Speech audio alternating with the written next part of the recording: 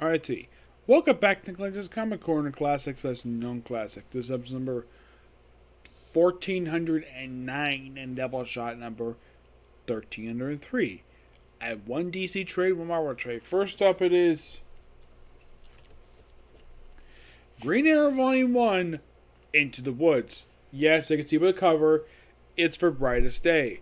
Those of you who are new to comics, Brightest Day was the follow-up to Blackest Night. It's simply the aftermath of Blackest Night. And there's a lot of potential storylines here.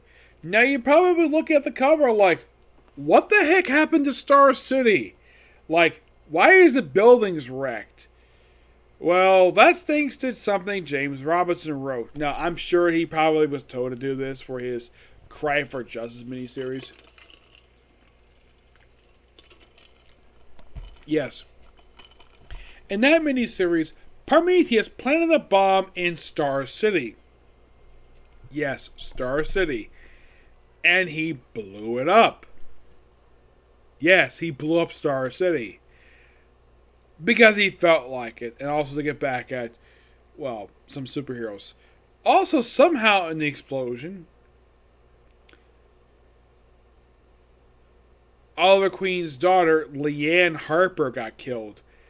How the heck was this possible is perplexing, to say the least, because Rise of Arsenal, from what I remember reading by, of course, Link Carr pointed this out, though, they don't really explain how the heck this little girl was able to get killed in this explosion. Because, well, J.T. Kroll wrote that thing. Yeah, he wrote it. And this book follows up what happened with Green Arrow from the aftermath of Cry for Justice. Simply put, Green Arrow has been banished from Star City. Yes, he's been banished. Despite the fact that the jury found him not guilty for killing Prometheus, apparently the judge overruled him, basically banished him from the city. Yep. Now, there is some Brightest Day stuff here. Namely put, like, when they have Hal Jordan pop up in here, his brain gets cut off at the sign of the White Lantern. Yep, it was something that apparently Necron did. And there's stuff here related to Blackest Night and Brightest Day. Like, apparently Oliver have encounter with his, like, father, Robert Queen, via the Black Lantern. And then later on in issue 7, have encounter with, of all people, his mother, Maura Queen. We also have the first appearance of Isabel Rochef.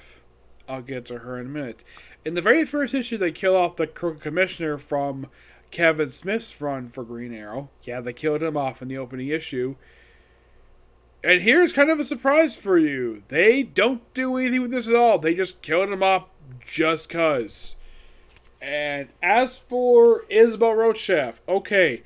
Now, those who are familiar with the version from the Arrow show, it's almost spot on from the actual comic itself. The only difference is that Oliver Queen wasn't exactly in charge of his company at that point when he actually wasn't buying it. Oliver Queen was nowhere to be found from it. And here's something quite strange about Isabel Rochef. After these, she's in the first 6 issues of this trade here and this whole run, and then she's never seen again. Yeah, Isabel Rochef, a woman who claimed to be the lover of Robert Queen, was never seen again. Nope, never was. Yeah, no explanation for this at all. Yeah, this was something that apparently was kind of weird, kind of one of the faults of this book. Like, plot lines introduced and then they're dropped because of apparently New 52. Of course, yes, this book is about J.T. Kroll, which is actually a really good book. I like the writing here. Apparently, at one point in here, we also have Green Run to Galad, which I saw, I'm like, wait, what the heck is the Eternal Warrior of Valiant doing here?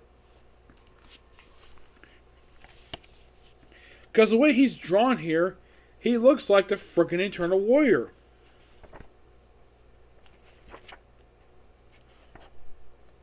Like, if you look at this guy, he looks like the Eternal Warrior from Valiant.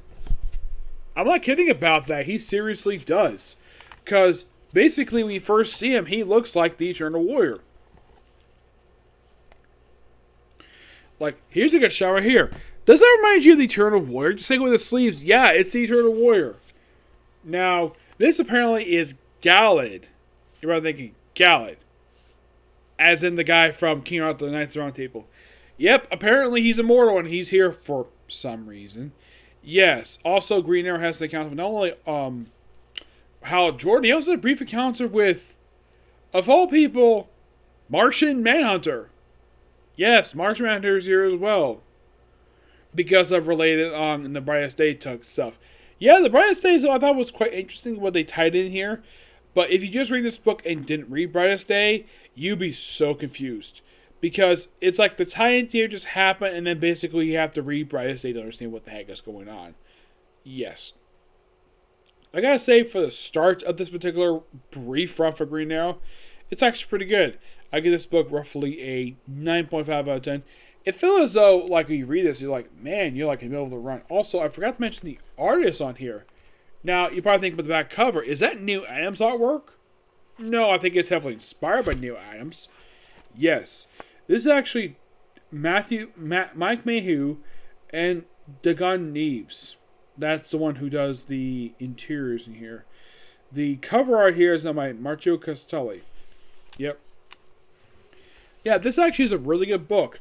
Now, Black Canary is mentioned here, but she's separated. She's estranged from her husband because of stuff he did at the end of Cry for Justice. Yep. Also, Oliver Queen is killing people. Just cause. He's gone back to the Mike Grohl, basically openly killing people. Next up, we have Marvelverse Thanos. Now, this is not containing Marvel Avengers stuff. This is all classic Thanos stories. You have his debut from Iron Man 55, written by Jim Starlin. Captain Marvel Volume 133, Silver Surfer Volume 345, Spider-Man number 17, Kazar Volume 4 number 11, and a story from Marvel Holiday Super Special number 2. Holiday Special number 2, yes. Now, yes, here's the classic issue. My friend Edgar and I have read this issue in the past on a YouTube channel because this issue is not only the first appearance of Thanos, it's also the first appearance, if you see the cover, Drax and the Blood Brothers, which I don't think they do anything with these two guys afterwards. No, not really. Also, we have Mike Frederick as the co-writer of this book. Now, Jim Starlin basically has a hand with most of the stuff in here. Basically, Silver Surfer, the Marvel Holiday Special, Captain Marvel.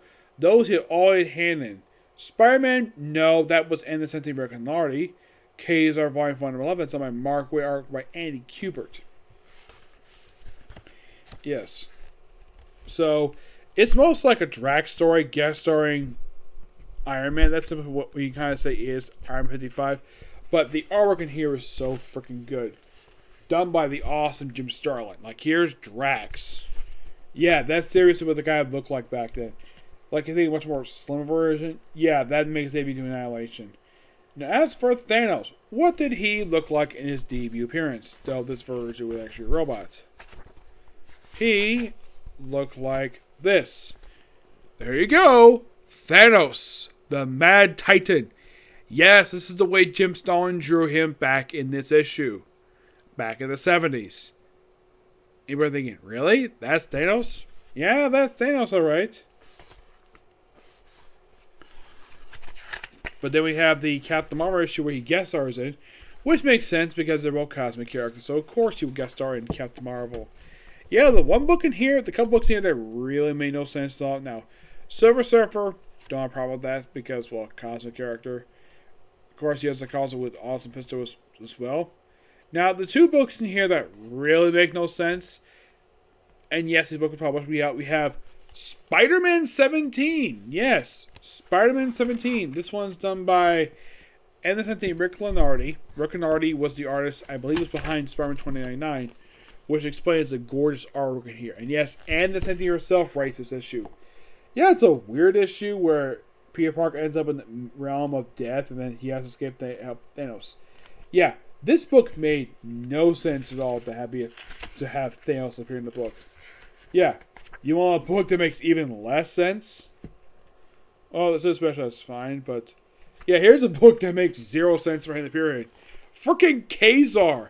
Yes, apparently somehow Thanos ended up in the Savage Land of all places. Yeah, where he encounters Kazar, has a battle with him.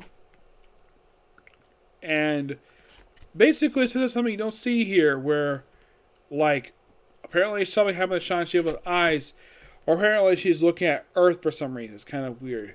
But the case, the stories in here, they're good. I give this book roughly I'm going to give it a 10 out of 10 because it actually is really good. I thoroughly enjoyed it. Though the Spider-Man case issues really make no sense all for compare those two books at all. You know what Superior in Spider-Man is if it's a tie into a crossover, even though the Spider-Man has had really many encounters with Thanos. Despite the fact he did kind of meet him in a team-up story with the Thing. Yep, so yeah, that's a particular view, and that's probably going to be a video today. I don't have any video. I would do more videos, but it's getting kind of late. It's about 10:30. Am I thinking, do I work tomorrow? No, I don't. Because I'm getting my second vaccine shot tomorrow. There might be side effects. And if I get time to, I will probably get a chance to do those 2 videos.